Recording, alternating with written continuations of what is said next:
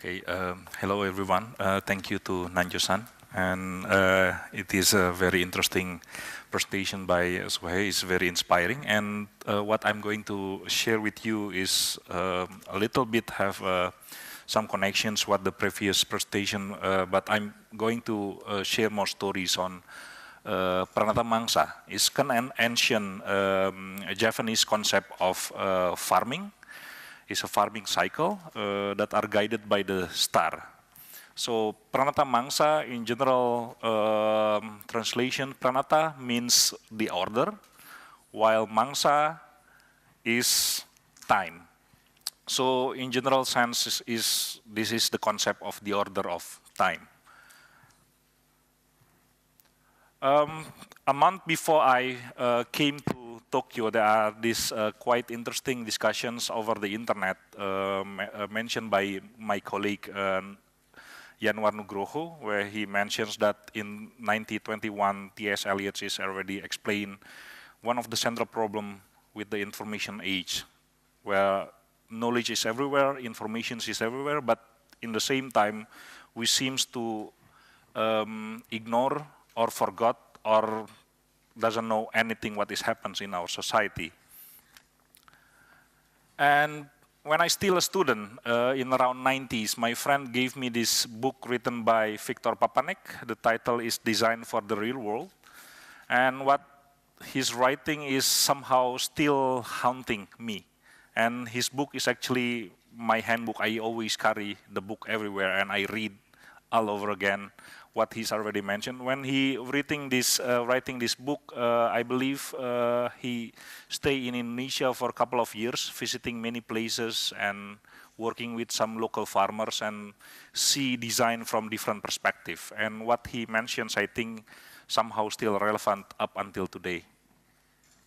So in the past couple of days, we have been discussing many issues on population clock.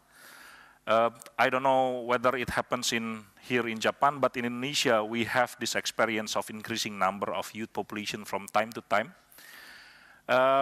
People who are living in the city are becoming more and more, while those who are live in the village is decreasing from time to time.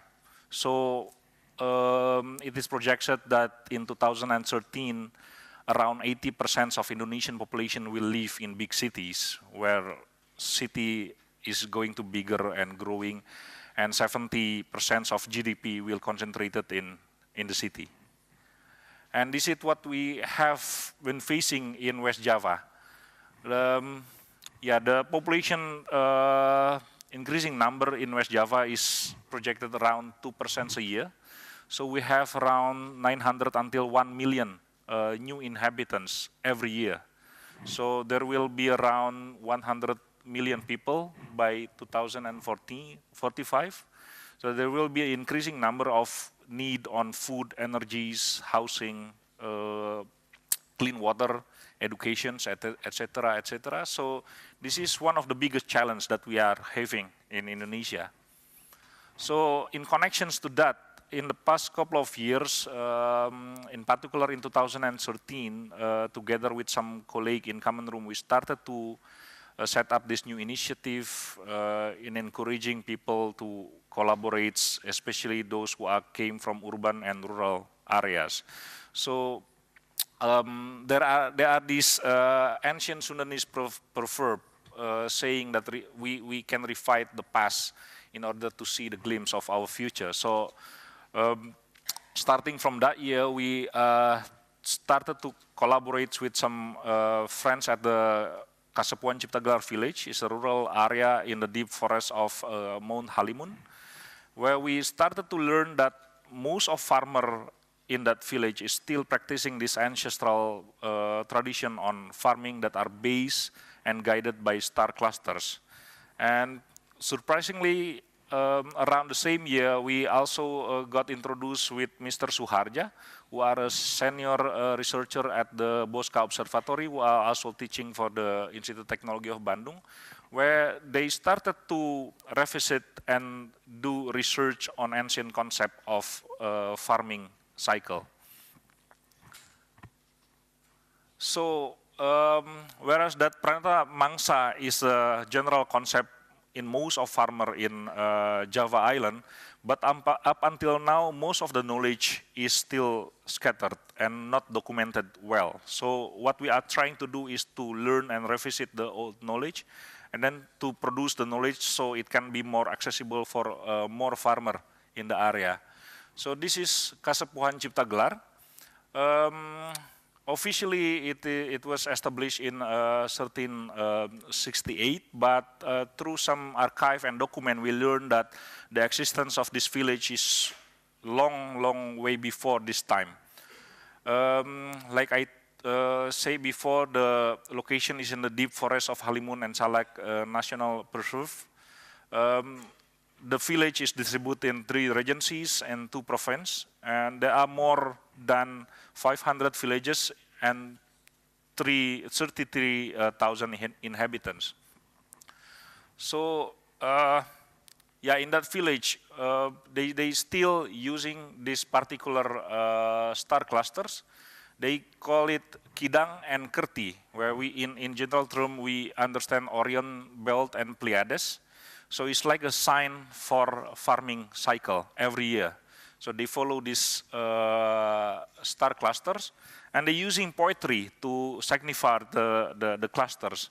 So like, for example, the pronunciations like Tanggal Kerti turun Wesi, Tanggal Kidan turun Kijang, Surup Kidang turun Kungkang. So that means that when Kerti appears, you have to prepare. Wesi is irons, the tools for farming. And Kidang turun Kujang. Kujang is like the certain objects that we use for farming.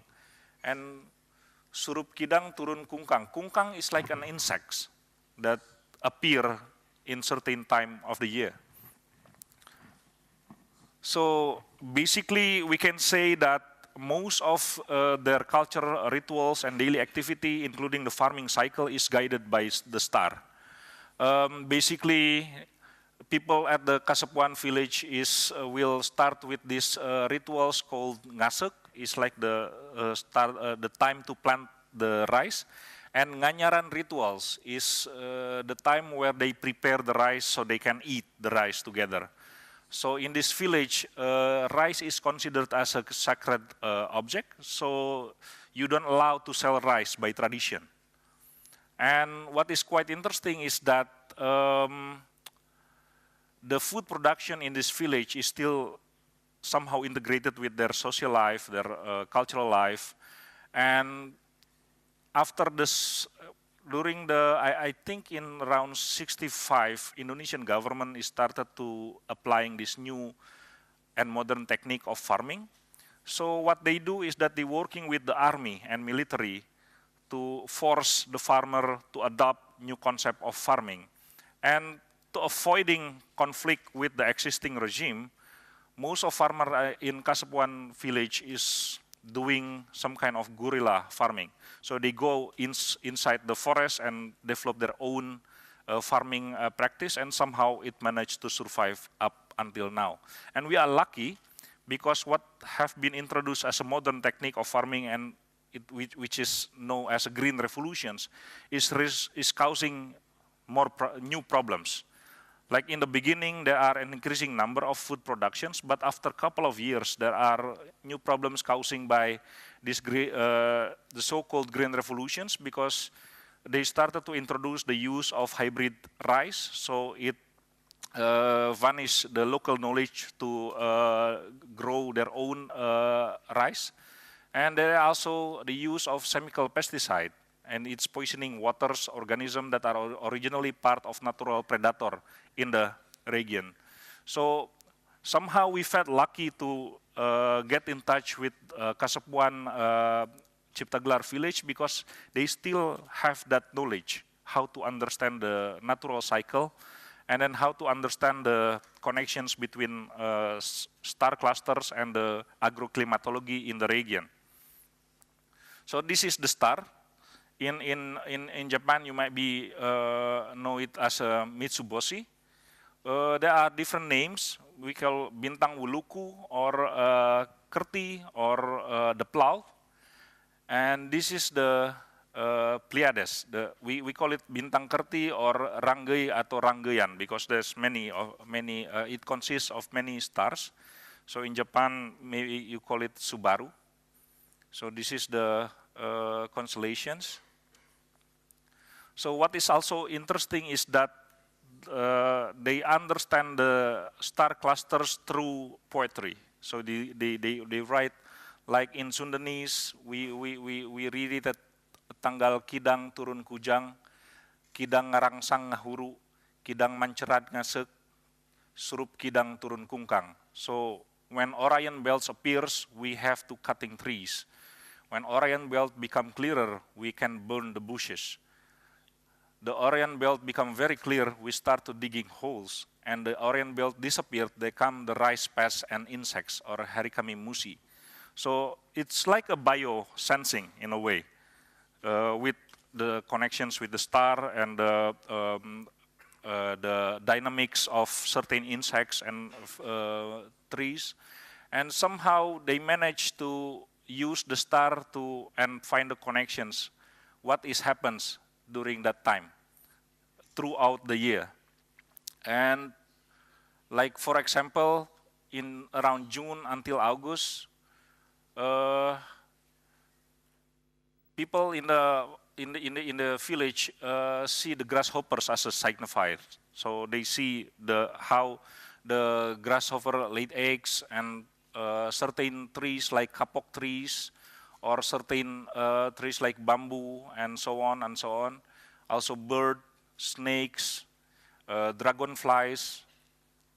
So up until now, we are trying to re-identify the system, and then working with farmer, with astronomer, with some engineers and also programmers to revisiting the concept and then to understand it in better way.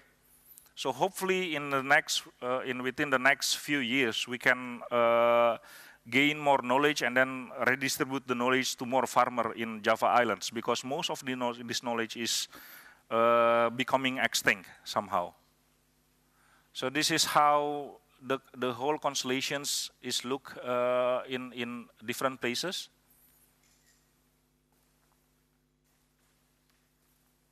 So this is the flow.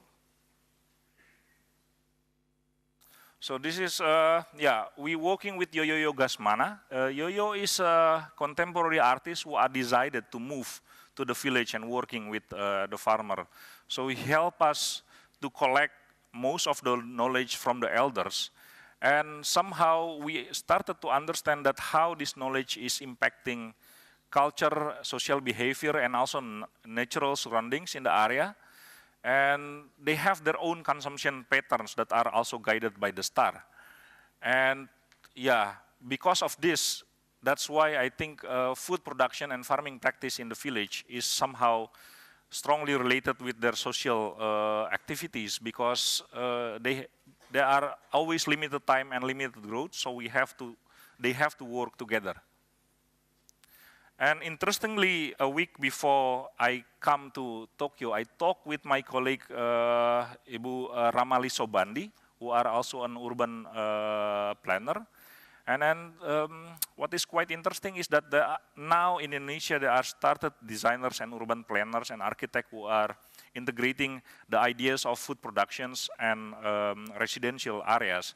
This is a case study on a project in Ranca Ekek Wetan village. It's like in the southern part of Bandung. What they do is that they started to integrate city or urban areas with small rural areas and also conservation areas. And what they do also, they started to distribute different locations for residential area and also food productions. So the unit for residential area is like a compact unit of food and residential place. So this is what they do in the area. They divided places to plant things. And what is quite interesting in this project is that they not only do planning, but also designing the whole activity, the whole calendar. By the way, calendar is like this is also quite an interesting concept because in local term, we understand calendar as kala ngidar. Kala means time and ngidar is the cycle, so the cycle of time.